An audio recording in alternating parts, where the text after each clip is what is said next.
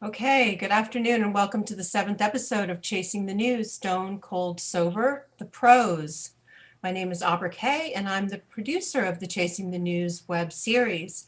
Before I introduce our host, I would like to thank our generous sponsors, Social Model Recovery Systems, helping people struggling with, struggling with substance use disorder and or mental health issues, and the Global Sober series of AA-inspired coffee table books. This 14-pound art book is a love letter to 12-step fellowships from around the world.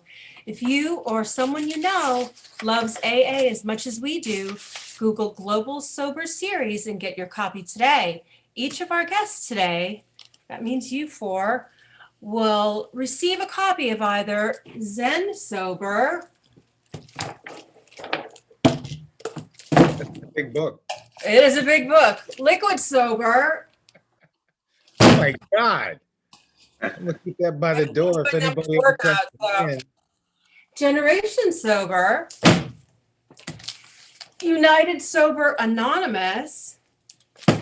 Or Northern Lights Sober, as a gift from Global Sobers Anonymous's author and photographer.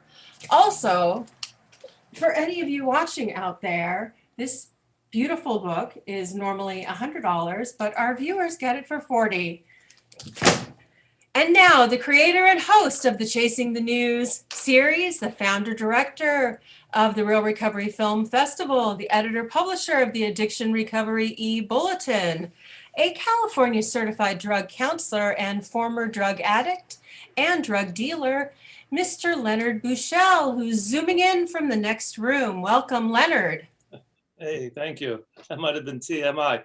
Thank you, Aubrey, for that fabulous, fabulous introduction, and for your technical work on the Zoom universe. It's really great. And good afternoon, gentlemen. I'm really thrilled to have you zooming in today, so all of our listeners they're here to hear you guys talk about recovery. And thanks for coming together today to discuss something that I know is very near to all of our hearts, which is getting sober and staying sober, and how to stay standing during these incredibly extraordinary, trying times, unlike anything that has happened since 1918, and certainly nothing like this has happened since the formation of Alcoholics Anonymous 85 years ago. So before we get into the round robin conversation, questions and answers, I would love to go around the cyber square and just have you introduce yourselves, a little bit about your recovery story, little career highlights, and whatever else you want to, just as a way of introduction, and then we'll start the conversation. So I'm going to start. We're going to work our way up with the youngest member today. That would be James Black. And tell us where you're zooming in from also, please. Oh, okay. I'm in sunny California. It is 75 and sunny. I'm looking at a blue sky and some trees, which is always a nice thing. I'm from Cleveland, Ohio, so that's a lot different than there, because I'm sure they're under like a foot of snow or something. And I've been out here for about 20 some years. And now I'm an actor here in Los Angeles and been doing that for about 20 some years. Like Hollywood said a little earlier, he only knows one speed, which is full out. So as an actor, that's what I did. I just came out here not knowing a whole lot about anything and just plowed right in and took it and did as much as I could because Mr. Henderson did a little bit of the same thing. I know that's right. And I got about 18 years sober now. I'm sorry, 19 years sober. I'm coming up on 20. And by the grace of God, I will continue in that, following in that life. Okay. So is that good? How'd I do? Great. Yeah, no. James Black from Los Angeles. And you're a sober dude. So I didn't check out your guys' birthdays, Randy, Thomas. Who's next? If we're working our way up the age scale. And I think we have Billy Feather on the phone. We'll let him last. I'm definitely younger than Hollywood, so I'll go next. Okay. Hey, my name is Randy Grimes, and I am a grateful, recovering drug addict. My sober date is September 22nd of 2009, and I crawled into rehab, and I'm grateful for that night. I like to think that I still have that desperation that I had that night I crawled through the door into treatment. When I came into treatment, there was not a lot of resources out there for former professional football players. And I knew that there was a lot of guys out there struggling just like I was, who, for whatever reason, pride, ego, guilt, or shame, or they just didn't know there was any resources available for them, or that there was other athletes struggling just like you.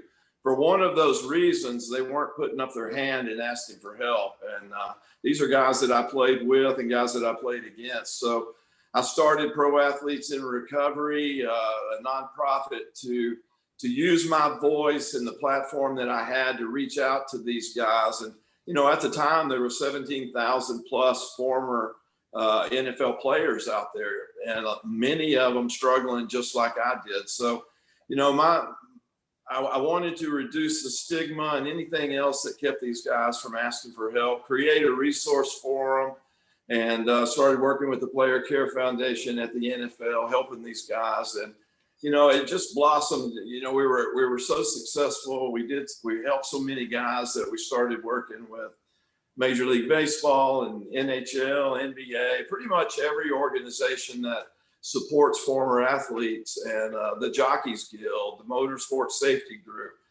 things you don't even think of, because, when these athletes don't have, just like me, when they don't have that uniform to put on anymore, or that locker room to sit in, or that playbook to look at, we struggle. I know I did. I twiddled my thumb for years trying to figure out what's next for me when I wasn't Randy Grimes, the football player, anymore. So those are the kind of transitional issues that we try to work with players on, and we really peel back those layers of the onion. So, I'm grateful that I'm able to stay connected to the game that I love so much by using my mess that's now a message. All right. Thank you, Randy. Thomas, you want to check in? Yeah, I'm Thomas Henderson. I've been clean and sober since November 8th, 1983. I'm well into my 38th year of recovery. I came to recovery in a blackout. I really didn't know that I had been in a perpetual blackout for several years.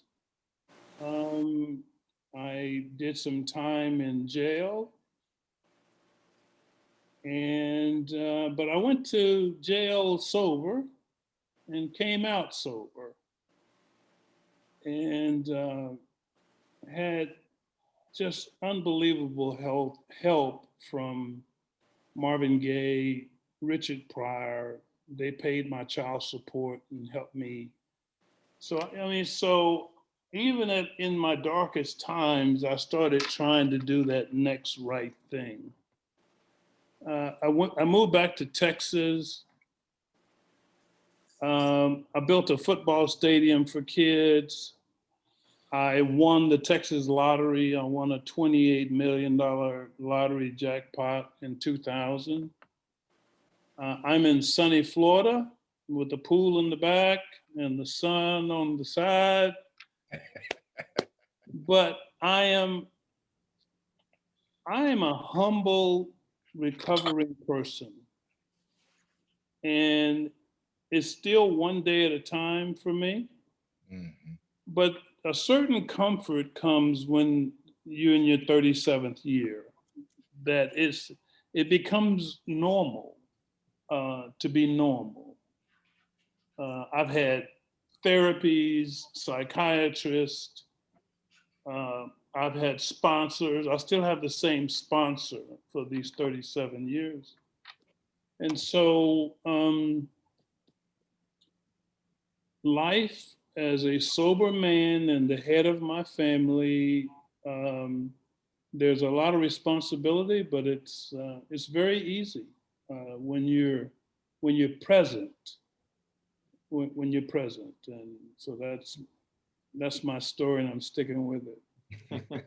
Thank you. You know, before you said all that, I was going to say, we are the luckiest men in the world, but you seem to be the luckiest. Okay, Yeah. I'll take that. Speaking of lucky, Billy Taylor has somehow managed Sorry, I'm to still, infiltrate our session. no, I'm waiting for him to come on. He came on as a caller, but, oh, I think there he Oh, is. Hello. On what a time. paint job. That's a beautiful ceiling. Now, one man's ceiling is another man's floor. Hey, can you guys hear me? Yeah, Let me. I hear the cricket. That's a fire alarm.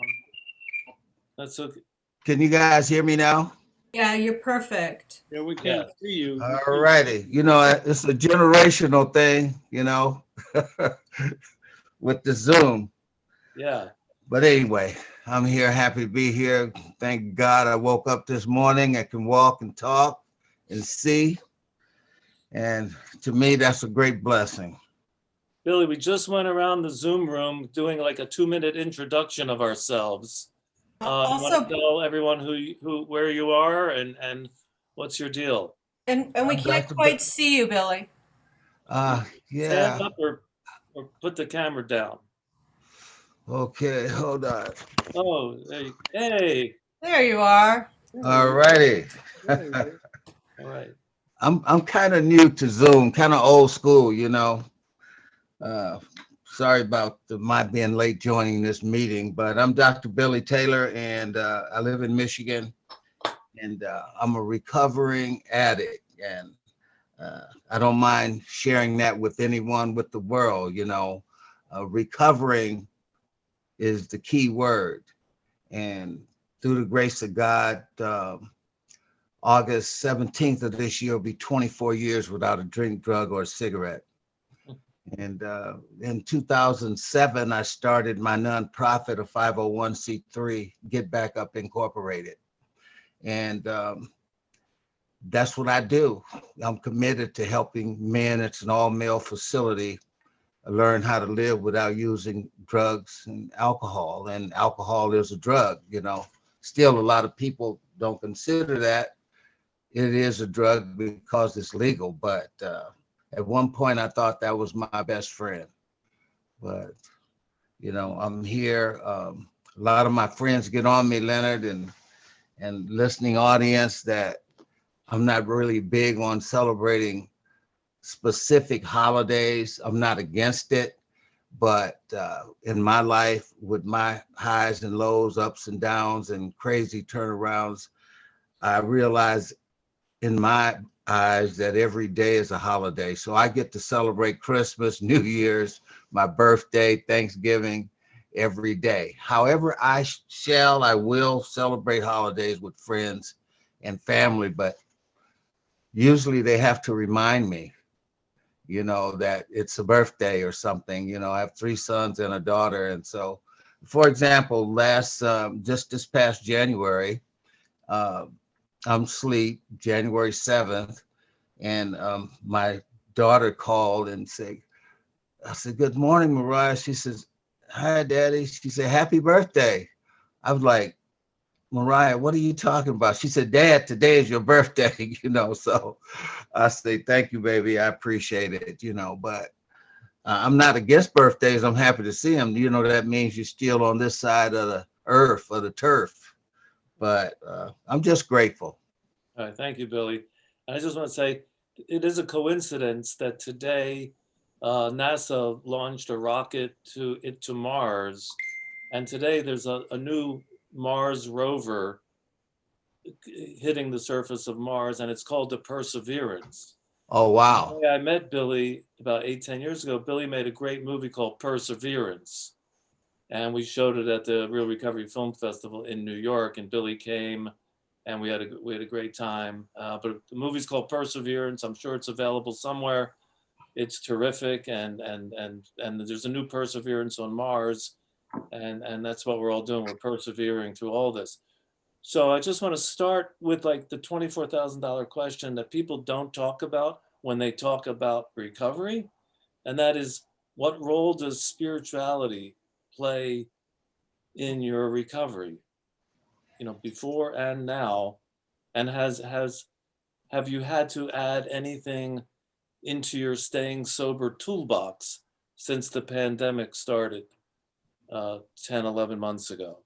So the main question is about what parts of spirituality play in your program? And we can start with James again, and then go to Randy and Thomas, and then Billy wearing a cross. So I know he's got doing something special. James. For me, this pandemic, it started and then it got serious with what was going on this summer with George Floyd, and it made it real. So I had to step up my spirituality. So I would wake up with a prayer and continue all day long for me, because that was something that really permeated my being, and it made me extremely uncomfortable with everything that was going on. So I had to step up spirituality. And when I went on walks or ride a bike or exercise, I continually prayed, because it was tough. It was tough for me, and anxiety was kicking up, and I had a lot to deal with. And nobody had what I needed, so I had to go out and get it, and I just had to fight through it. I could just say it was really hard. So reading the Bible for me, the big book. I was brought up in the church. The first time through, I mean, I learned a lot, but it wasn't until I got sober that I really understood what the Bible meant. It didn't, it was a lot of stories for me, but when the sickness revealed itself to me, and I was in the midst of all that angst and pain and just debauchery for me, the stories became a real sort of a path, a road that I could take. So I leaned on it heavily, and for me, Zoom meetings didn't really do it. So I was left by myself. So I had to really, really just lean heavily on spirituality and praying each and every day. So I'm looking forward to hearing what everybody else has to say about that. All right. Randy. Yeah, I was raised in deep East Texas. So, I was raised Southern Baptist, and football, Friday night lights, and God, those three things all went together. And, you know, I was in church every Sunday, every Wednesday night. I mean, my parents, they did it right. And, you know, that had a lot to do with why I didn't put my hand up and ask for help. There was a lot of guilt and shame there about how I'd let God down too, you know? And, you know, I struggled with that for a long time, but something happened to me 2 weeks into my rehab. I went into rehab for 90 days, but 2 weeks into that process, I was sitting at a picnic table in the middle of the rehab and I was sobbing uncontrollably. I couldn't get a grip on myself. And I can't imagine what a 290-pound man sitting in the middle of a rehab campus looks like, sobbing uncontrollably, but that was me. I couldn't get a grip on myself. And I remember thinking, man, if this is what being sober feels like, I don't have any part of it, because for the first time in 20 plus years, I'm having to deal with all the guilt and shame and that huge wake of destruction that I left back with my family and my friends and my finances. And I was having to do that sober for the first time ever. And it was like somebody at the time that all this was going on, it was like somebody came up behind me, Leonard, and they draped a warm quilt around me. And the reason I say quilt is because I remember feeling weight and warmth on me at that picnic table that day. And I had this huge, overwhelming feeling of confidence that not only could I do this and get through this, but that I had to make it mean something also. And that was my big spiritual awakening, reawakening, I should say. And my burning bush moment at that picnic table at that rehab at 8:45 that Wednesday morning, 2 weeks into the process. And, you know, I'll never forget that. But, you know, that's where it all came back to me. And, you know, God never left me. You know, I walked away from God for a long time. And a lot of it had to do with the issues that I was going through, not having football anymore, not being Randy Grimes, the football player anymore, not being able to provide for my family like I wanted to, and, you know, that kind of stuff. So, you know, we're in the middle of a pandemic within a pandemic now. You know, the one thing we tell people not to do is don't isolate. And that's what they're telling everybody to do, is to isolate. And, you know, I'm grateful for all this technology we have, that I'm able to go to meetings virtually, that I'm able to stay in touch with my sponsor virtually, that I'm able to stay in touch with my sponsees virtually. And hopefully we're on the downhill side of this, but until we are, you know, I have to go back to, you know, what I've learned in my recovery, and that's nothing. There's nothing or no one that can make us pick up. You know, we struggle with this every day, and it's just one day at a time. And I do the things that Randy Grimes has to do to stay sober every day. Thank you, Randy. Mr. Well, H. my turn? Yes. Okay. Well, I was born to a 15-year-old girl in Austin, Texas in 1953. I was in church my whole childhood. At the age of 8, my mother shot my stepfather with a rifle right in front of me. My grandmother was a holy roller. By the time I moved to Oklahoma, she shouted every Sunday. I had to move. I just went to another area of the church because she got way too happy. So I've always had a relationship with God. But I have to say this, that my fellowship with anonymous groups, CANAAA, have been where I worship. You know, I worship there. Um,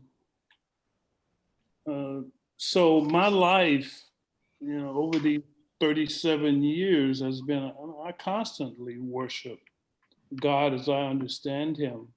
And I'm going to show you that when I was in the darkest moments of my addiction and behavior, I was in like these blackouts. I'm drinking 151 rum and also lighting my crack with it. I'm drinking, rubbing alcohol because I want to come down off of, you said they're in Mars. I've already been to Mars on the crack that I was doing. But I was in this rehab in late 83, and God showed me something. My roommate drank my 2 cheap bottles of Old Spice. Now, my Old Spice was, when you bought the aftershave and the cologne, they smell the same. So, I don't know why you would buy both of them. But he drank both bottles of my Old Spice. And so that was funny to me as opposed to me looking at it seriously. Several days later, we were able to go down to the 7-Eleven, to get a candy bar, a Dr. Pepper, Coca-Cola, whatever you wanted. My roommate bought a pint of vodka. And in the 2-block walk back to the rehab, God showed me alcoholism. I saw it. I mean, it was panoramic. It was in color. It was live. And so the lucky part for Thomas Henderson's story is I saw this disease in another human being, just like right here. I saw it. I go, damn. And so I go to church once a year, Easter. Favorite time. I know everybody's going to be dressed up. But I fellowship 365 days a year. And so I'm one of those really grateful, recovering people. And the biggest part of my story is I saw the disease in another human being, and I'll never forget it. Thank you. Wow. Thank you, Thomas. Thank you, Thomas. Just let me get in my rehab story. I drove myself to a rehab 26 years ago, basically because I was going through a nervous breakdown from a breakup and I couldn't stop snorting ecstasy. And after I had been there 28 days, I realized, holy shit, I haven't smoked a joint in 28 days. I didn't know if that was scientifically possible to not smoke a joint in 28 days. So I decided to go to a meeting to run into my girlfriend. And the speaker there was saying something about how the Dalai Lama said the most spiritual thing happening in America was Alcoholics Anonymous. And I thought, well, gee, that's all I've really been looking for my whole life.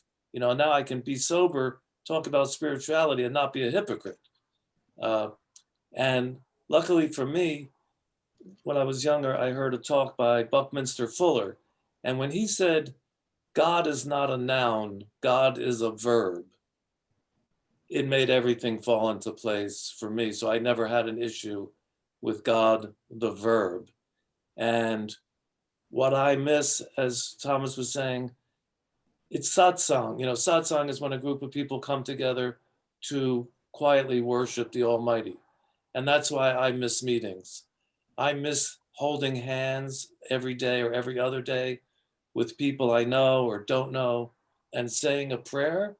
It's just the most incredible way to start a day or end a day. And that's why sometimes Zoom meetings leave me kind of cold afterwards, because there's all these faces and then they're gone and nobody's touching. And I know that's what we have to do now. And I know it's a better alternative than nothing. but I do miss the the communal prayer before and after every meeting. So it's been 26 years, and like you said, why look back? You know, once you get the message, hang up the phone. And I think, you know, I call AA the better mousetrap. Like, oh my God, this is better than using. This is a trip. It's like Timothy Leary said. He says the goal is not to get high. The goal is to be high. And I know we are. Okay, so Mr. Mars Rover, what do you got to say? Billy. Wow. I'm just listening to you guys. You know, the road to recovery is definitely a spiritual one. And I was listening about that 151 and that alcohol, man. I hope you were cutting it. That's some strong stuff. You No, know? I wasn't cutting it, dog. Straight up, no chaser. I was trying to come back from Mars. Yeah, that should have got you back, you know. Oh, wow. You know, Randy mentioned about walking away from God. You know, I turned my back on God. I was brought up in church, like what many of us are saying. So, you know, I found out years and years later that, you know, God definitely must have had a hand on me because of all the things that I did and said. But I think back in my book, I talked about my senior year at Michigan. And after a second Rose Bowl, within 9 months, I lost all the people in my life that I cared the most about. My dad had passed when I was 5 years old, but 4 days after Rose Bowl, my mom died suddenly of a heart attack. And I started to drink because all I could do was hurt and cry. And at that point, I turned my back on God. You know, if there was a God, how could you take my mom? I mean, my everything. So I wasn't thinking about a pro career. I think I became suicidal, not thinking like I want to kill myself, but my behavior was erratic. It was dangerous. And the people I was hanging with, the places I was going, things I had never done before, you know, and I kind of started praying, getting myself back together. Then in June, my uncle, my mom's brother, who was like a father figure to me, shot and killed my aunt and killed himself. And this knocked me down again. My book is entitled Get Back Up. You know, my old coach, Bo Schimbecker, always saying, get up, Billy, get up. So that's how I came up with that title. But once again, I started to drink and drug. And once again, I tried to get back up. You know, I started back praying. But that didn't work. And not for long anyway, because later on in September, the girl that I was dating was brutally stabbed to death. So in 9 months, my mom, my uncle, aunt, and Valerie, and I just lost it. And I went on this downward spiral for 25 years. You know, I could get a job, but I couldn't keep a job, you know, and I just hurt inside, you know. In retrospect, now I look back, my turning my back on God, you know, that the creator, God, let me go through some things. Obviously, I wasn't killed. I wasn't, you know, seriously injured, but I was in a lot of pain. I felt a lot of hurt. I had a lot of injuries, you know, but as I see now in retrospect, you know, God had another plan for me. And I've always been pretty determined, and old folks would say hard-headed, you know, so I kept dealing with this disease, with this addiction, thinking that I could deal with it on my own. And eventually I found out I couldn't. And the last 2 years of my addiction, I was homeless on the streets of Detroit. vacant houses, abandoned cars. And here I had a bachelor's, master's degree from the University of Michigan.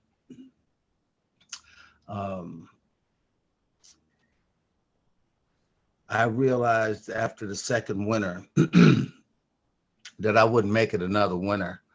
I weighed 240 today. I played at 215, 220, but I got down to 165 pounds. And that's not a pretty sight for me. But, and I'm gonna share something here with, I don't know who all is listening, how many people, something I haven't shared, but with a handful of people, not more than that. August 17th, 1997, I heard a voice as clear as we are hearing one another today. 4 words, William Taylor, come forth. I was sitting on the steps of a vacant building, and I had a cheap bottle of vodka, Mohawk. I think I paid $4 something for $4 and something for a whole fifth. But it scared me so much. I was sitting on the 3rd step of this vacant building in the wee hours of the morning, and I jumped straight up in the air from a sitting position, and I dropped that vodka on the cement and it burst. And I immediately started cursing, you know, because the voice that I heard, it scared me like I've never been afraid before, so afraid. And I started sweating, and I ran around this building looking for whoever that was that yelled my name. And when I found them, I was going to deal with them, but there was no one. It was about between 5 and 6 in the morning, just dust. And rush hour was starting. By the time I got to the front of that building, I realized that it was a heavenly body. You say God, you can say an angel. It was, I heard it, and the people on the streets didn't know my real name. I had a lot of different nicknames, but I started running away from that spot, and I ran right into rush hour traffic, cars bumping into one another. None of them hit me, and I was running as fast as I could run. When I reached the other side, I'm just a couple of feet from a solid brick building, and I just turned around and slammed my back into it, and I slid down like a wet towel or something, and people were yelling and cursing at me. That was August 17th of 1997, and I got up and I started running from that spot. But that's what happened to me. And I've not had a drink, drug, or cigarette since that day. This August 17th, as I mentioned earlier, will be 24 years. So to sum up, there is a higher power, and I could not recover. I don't think any of us could without believing in someone, something, some entity greater than us, greater than we are. So there, I shared that. Thank you, Billy. Thank you. I see Abra on camera, which means soon we're going to take some questions from the audience. In the meantime, I'd like to ask everybody, has there been something unexpectedly positive that has come from sober men from the pandemic? Is there anything in your life that you appreciate more now? Or you know, have you gotten closer to family members or whatever it is? What good has come from this? Are you reading more books? Are you eating more healthily? That's a trick question for Billy, so I'm going to ask you later. Has the pandemic changed your eating pattern habits? And I know Billy has something to say about that, but I want to ask everybody, anything good come from this yet? Has there been more time for self-reflection? You know, to go inward and explore yourselves anymore, because we're not flying someplace every week, and we're not totally inundated by, by activities that keep us so busy. Leonard, it's So been more time for Netflix and snacking. there you go. Okay, we'll talk about what you're binging on lately on TV, not on the food. But guys, has there been something positive that has come from this shutdown, so to speak? Have we, are we using our time out to self-reflect, to go within? I have. I think the last time I left my house to travel was March. This pandemic, I got both of my shots, and I've taken this thing serious. I went to the airport like early March last year, and I looked like a terrorist. I mean, they wouldn't even let me through security. I had a towel around my neck. I had on goggles. I had on a mask. I had on a hat, and they said, we can't ID you. But this this pandemic has taken me into more meditation, more reflection. And when I'm lonely, I talk to God. As I understand Him. I run to the store, and so I got this little routine. And the blessing for an alcoholic drug addict like me is I don't drink and I don't drug and haven't through this pandemic.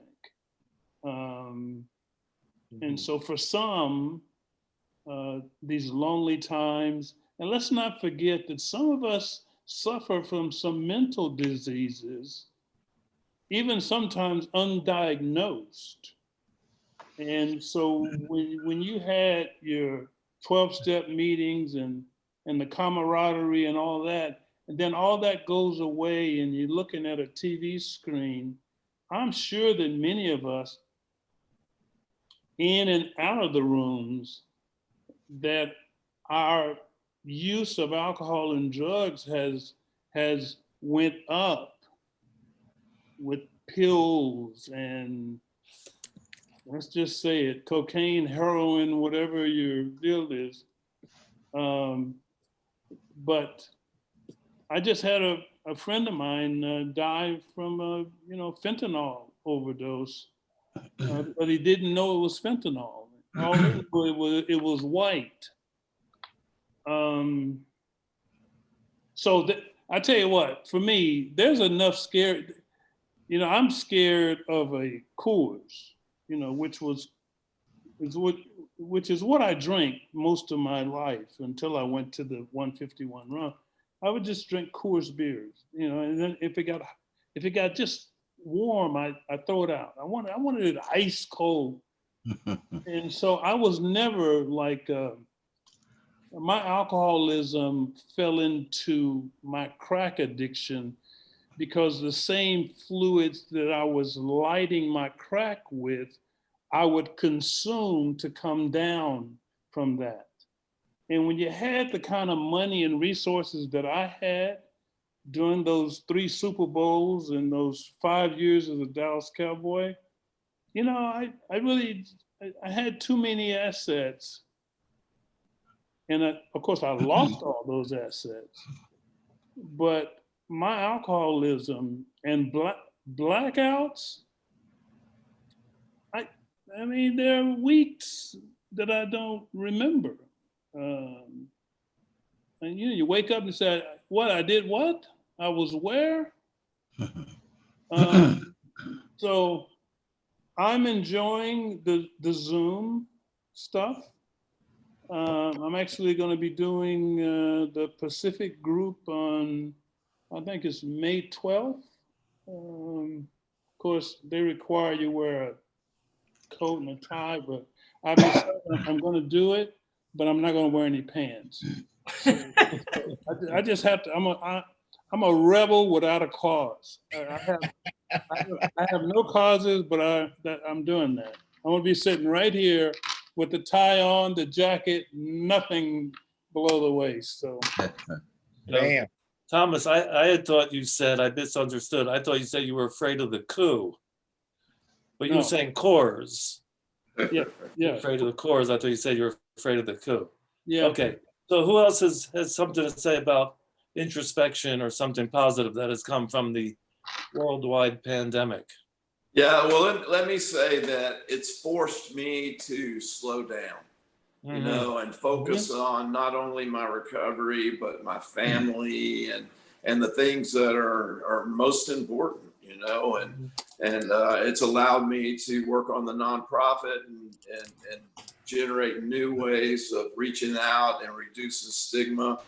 So it's been like you said, a great time to for reflection and maybe even reprioritizing a lot of things that were in my life. You know, I've continued to travel. You know, airports and airplanes have been some of the cleanest places I've been, so I haven't really worried about that. So I've continued going back and forth from Florida to Texas and visiting with my family and being with them through this. But you know, in some ways I'm kind of grateful that it did slow me down, and you know, it allowed for an opportunity to just kind of reflect on what's really important and moving forward. Thank you, Randy. James, were you nodding your head in agreement? Yeah, I mean, for me, I in college I was a music major. I was a voice major. Played the piano, guitar, and whatnot. And because of the pandemic, I have more time to do something that I really love. And I've gotten away from it because the need to be somewhere else was something that I had to do. And I was always just everywhere. And I realized that most of the stuff that I was doing was just nonsense. And slowing down and cooking. I cook now. I cooked once in, I think it was 1994. I cooked. There you go, you know? And I love walking because I got time, walking to the farmer's market, picking up the meat and getting the little taco thingies and the lemon and the tomato, walking a half hour both ways, and then cooking with the music playing is something that I relish. I can't believe that I've lived my life without cooking and listening to music and really getting to know my family and I can have long conversations with people that I went to grade school with and in high school and reconnecting with folks in college and people that I met all. I have the time to actually sit down and enjoy them and, you know, push the acquaintances aside, the people that really don't belong in your life, and just enjoy your family. And, you know, like Mr. Taylor said, you know, I forgot what I was going to say. What was I going to say? Every day's a holiday, every single day. You wake up, is it a holiday? I woke up, I ain't got, nobody is got a gun to my head. You know, oh my God. It's a beautiful realization when you realize that today, when you see a tree or the sky, it's a gift and nobody's shooting at you. And I'm not causing grief and pain for the most part.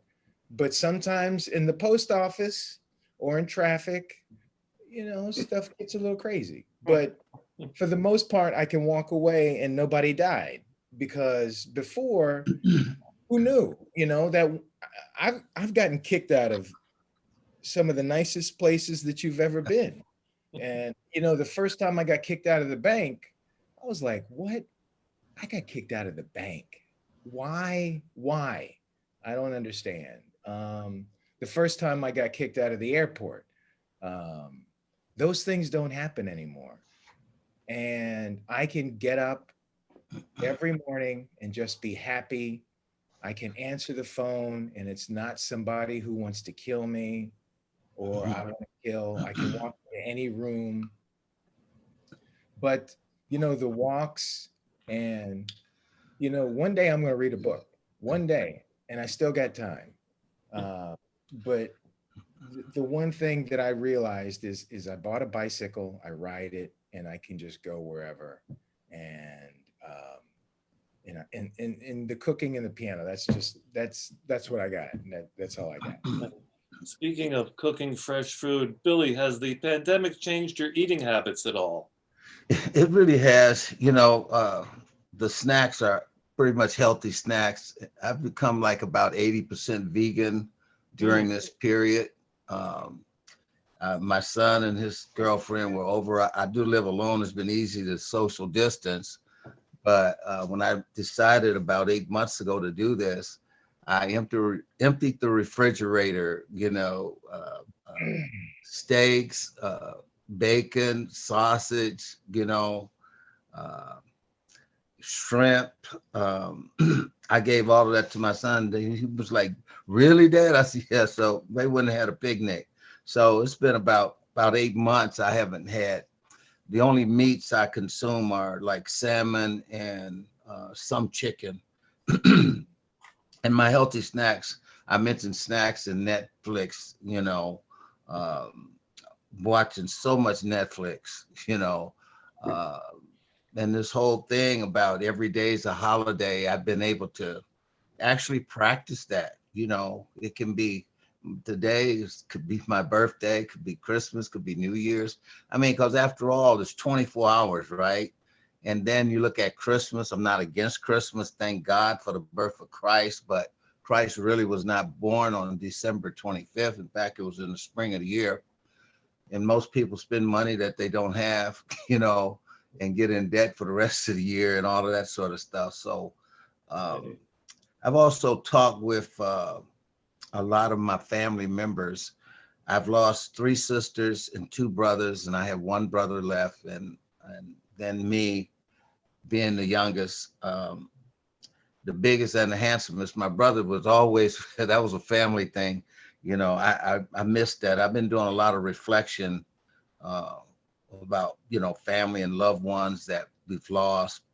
But I've learned to keep myself some pretty good company. And I want to start with piano lessons, learn to read music. I have a practically new piano, an electric one, but I can play some songs, some chords, you know. So that's something that I want to do. But, you know, every day is really just a blessing, just a gift to be here. Because, you know, guess what? There were a lot of people that were here yesterday that are not here today. And that'll continue, you know. So when I wake up, a lot of times before I even get out of bed, I'm just, thank you, God. You know, thank you, Creator, for another day. Thank you, Billy. I've learned to really, you know, really value that. Yeah, I'm being told we have a number of people who want to get questions in through Abra. And I just want to say that for me, any day I wake up, any day you wake up and you're not looking for a job or a place to live or a bail bondsman is a good day. Thank God I can pay Those my are bills. great days. You know? So Abra's going to come on with some questions. And at the end, I want everybody to give out the name of your nonprofits because people are asking what they are. So let's wait till the end. And in the meantime, we'll have Abra ask some questions from the audience. There you go. Any questions? Really, that was the question about if you guys would please share a little bit about your nonprofit organizations Okay. that you started or are involved with, and then also share the email address. And you can put them in the chat. Or if you say them, I'll put them in the chat for everyone to see. Thank you so much. Okay. And I want to ask a question. I think James already addressed it. Has anybody taken up any new hobbies or, brought back old hobbies? Like you said, singing and things, and you're cooking now. Anybody got any new activities, even if it's whatever it is? I'm working on another book. We're working on another book. I'm almost done with my memoir. I thought if I can't do this now, because I'm not going out too many places, not in Los Angeles. It's been locked down more than it hasn't been. So I want to talk about my nonprofit. please. So I left Austin in 1969 because there were 7 people in a 1-bedroom house. And when I came back to Austin 20 years later, the high school that I went to, they closed it down for immigration. And then the white community wouldn't send their kids over to because we were a segregated community. So when I got back to Austin, this historic football stadium the weeds were like, when weeds turn into trees, it's like 5-6 foot. It was, and it was a parking lot for a community college. And so I went to the school board and asked, can I restore this place? And they laughed at me and say, sure. So I didn't have any money. This was 99. I was making good money, but I didn't have any money to do this. So I came up with this crazy idea. I got a tent, a sleeping bag, and one of those 5-gallon jugs. And I called a press conference and I said, I'm not gonna eat and I'm not going home until citizens of Austin bring me $300,000. So now that was hard. That was hard to drink water only for 7 days. On the 5th day, the entire University of Texas track team came over and they gave me a few $100. And one girl dropped a bag into the bottle and it was a cheeseburger. And so they were leaving and I pulled the cheeseburger out of the bottle and I made them all come back and assemble. And of course I started bawling, crying. And I said, this is not a joke. Take your cheeseburger with you. I also went over to the largest hospital, escorted, so I wouldn't go to Burger King, and went before the board. And the woman said, we have 80,000 to give away today. Several charities are going to be here. When they ask you how much you want, say $10,000 because we want to spread it out. I go, okay. So I go in there and I look at them and I go, y'all look like food to me right now. I could eat every one of y'all. And so I told them what I was doing. And they said at the end, how much do you want? I go, whatever y'all want to give me. I said, but I got to get back over there. So I got up and just left the room. The next morning, I'm back at the tent. Here they come, the whole board comes to the tent. And they gave me the whole $80,000. Wow. And that took me over the top. It's a beautiful stadium next to a housing project. They just built a new building above me, $60 million school. And they left me alone to keep I have a beautiful track, only 7 lanes, but it's beautiful. And one of the miracles happened when I was doing it. I didn't know how to put in goalposts, Randy. I didn't know. Goalposts, boy. You had to dig like a 6-foot thing by 4 foot. And I'm sitting there one day with a shovel and because I really worked on this physically. How about one of those trucks was lost backed up to my fence and was asking me directions. I said, well, I'll tell you, I'll give you directions if you dig this hole for me right there. God, things like that happen for me. So my foundation is East Side Youth Services and Street Outreach. East Side Youth Services and Street Outreach. And I'm still there. We still have a football stadium. We have runners, we have walkers. You know, the old women call me all the time saying somebody ran by them too fast or something. But other than that, so it's my charity. I also scholarship some people to treatment.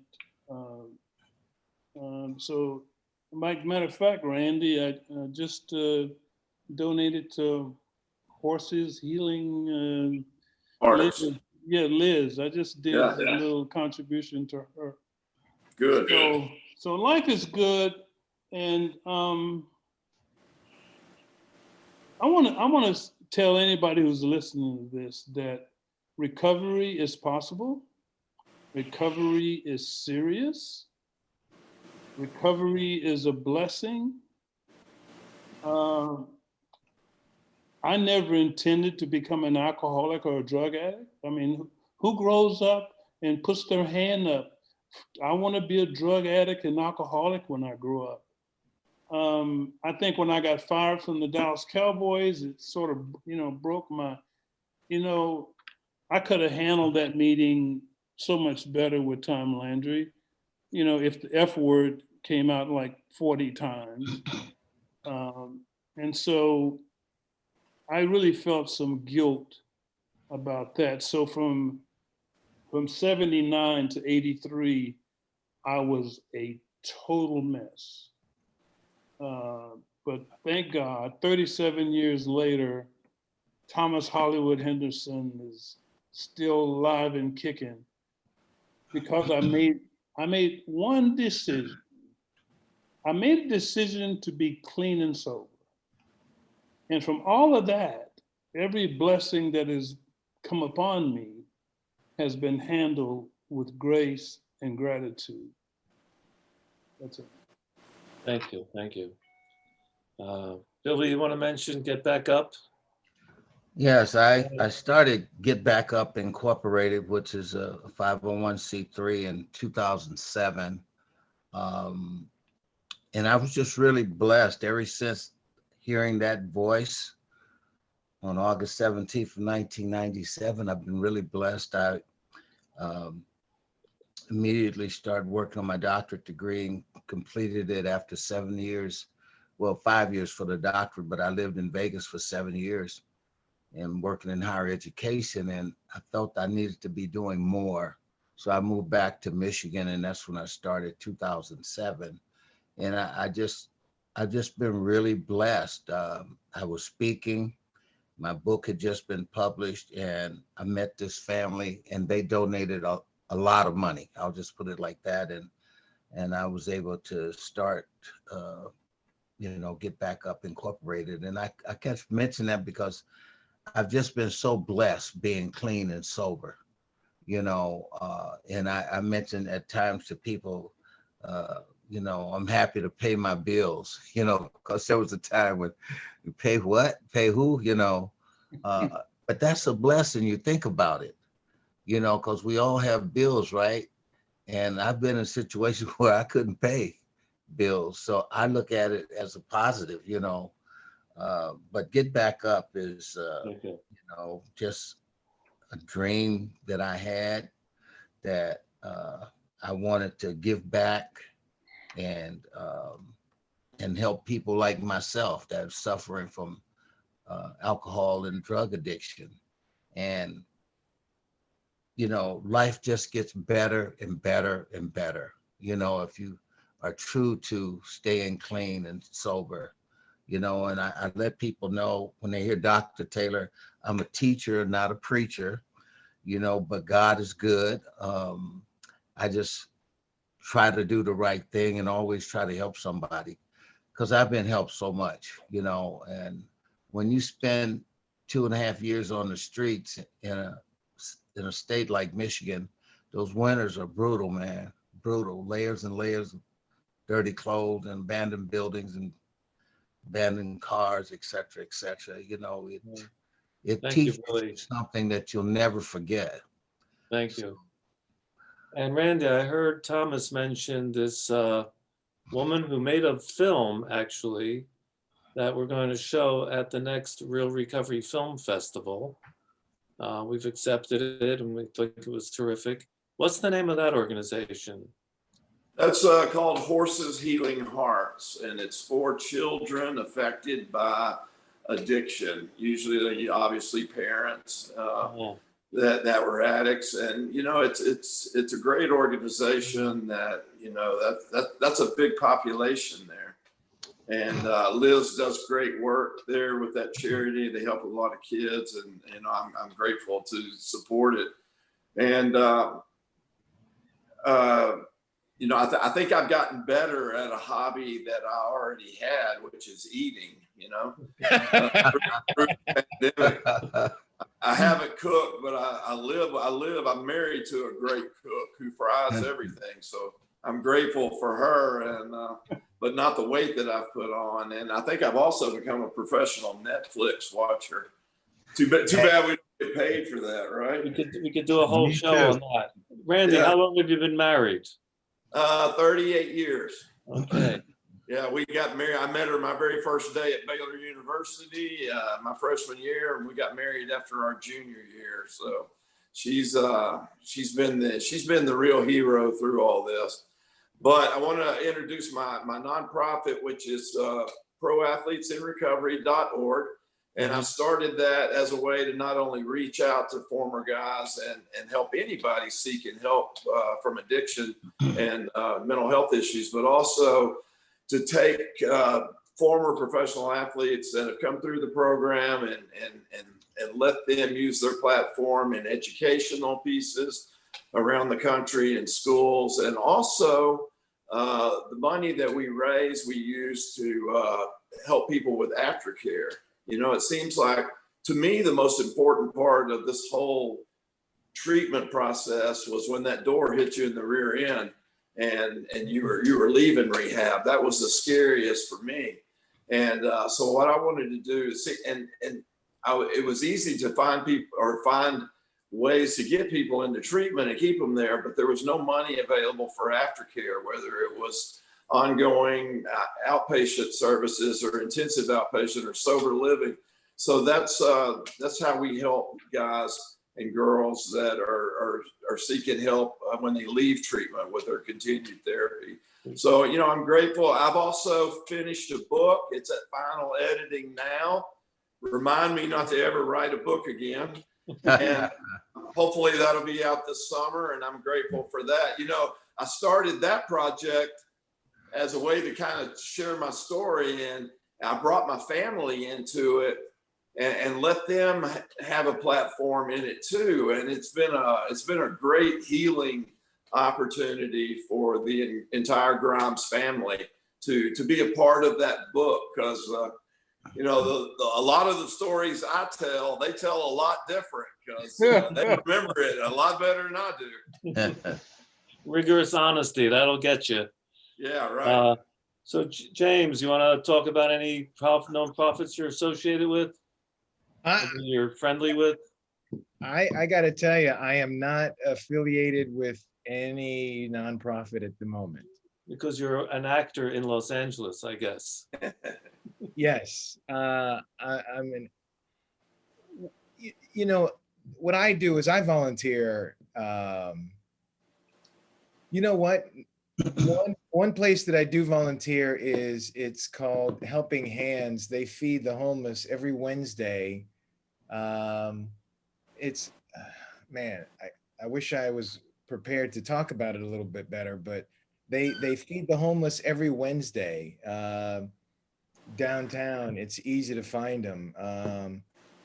What I'll do is I'll get the information, and you can put it in some sort of in the bulletin and whatnot. Aubrey can look it up and she'll put it in the chat thing. Right. Yeah.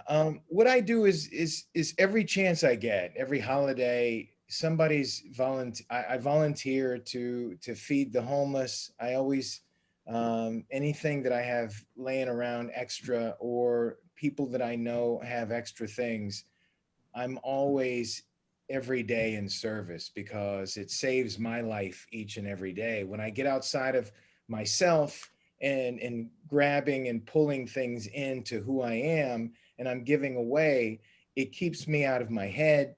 It keeps me clear. It saves, it uses up that extra energy where I can be of service to somebody else. And that's the one Thank thing you. I've learned through the last 19 years of being sober is being of service, giving away what has been freely, like Mr. Taylor said, you know, we've been helped so many times. God has a hand on me.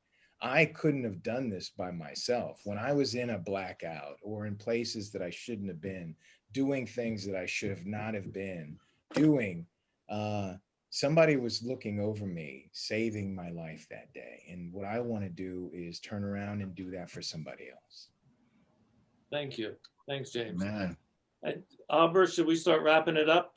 We should start wrapping it up, but I do want to We're an say, hour. What were you going to say? I'm sorry. I didn't mean to interrupt. I'm so sorry.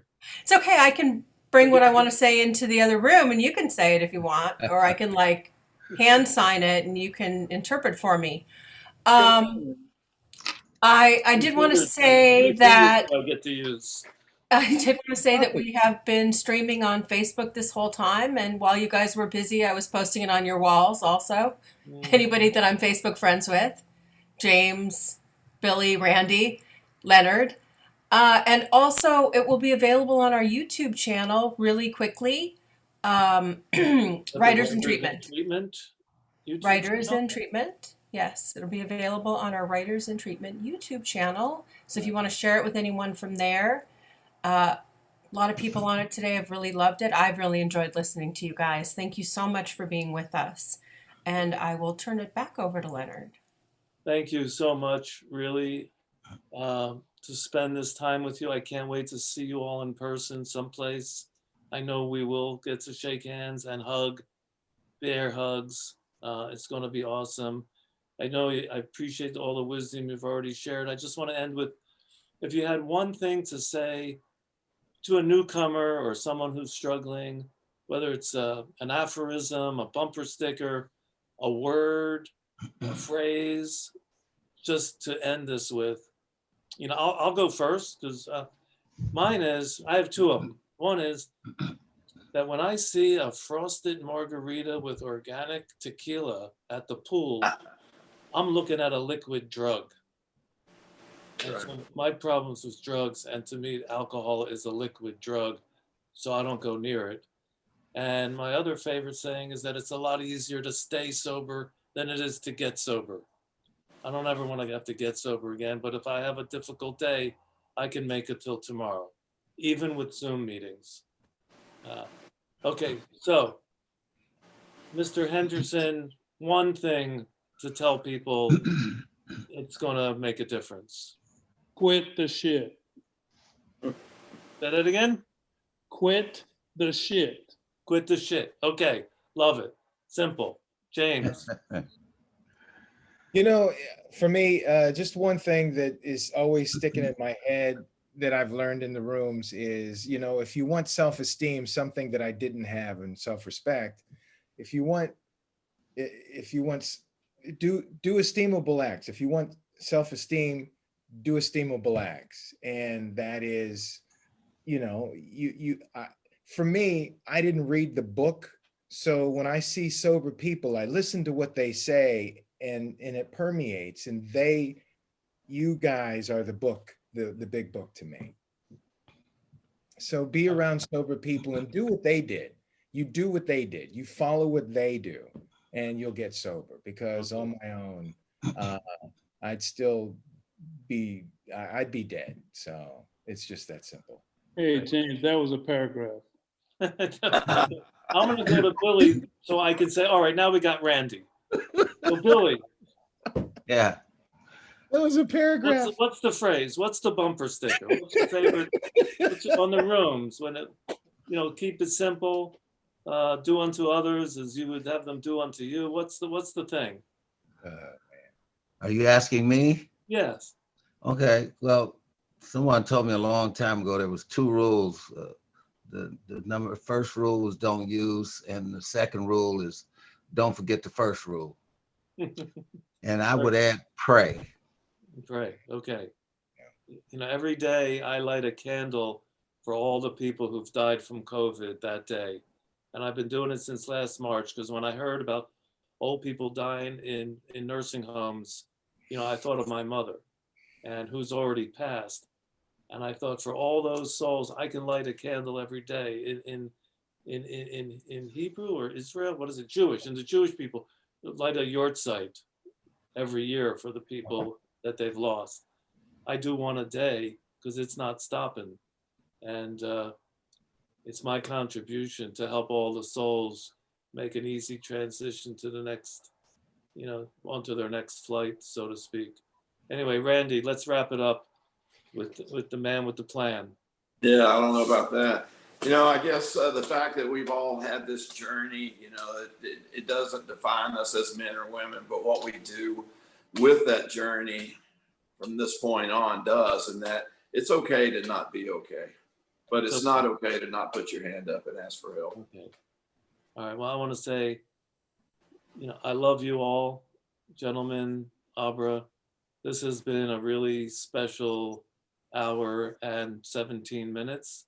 And, let people know that it's available on YouTube on the Writers in Treatment channel.